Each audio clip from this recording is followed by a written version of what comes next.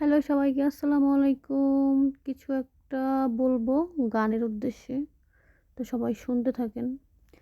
চাচা আমার সাথী কোথায়? সাথীর তো বিয়ে হয়ে গেছে।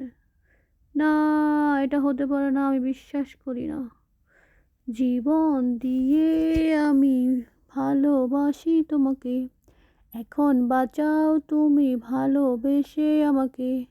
শূন্য আমার এ জীবন, যদি তোমায় না পাই মন। ধ্বংস করব সব কিছু, সাথী তোর পরিবার সব ধ্বংস করে দিব।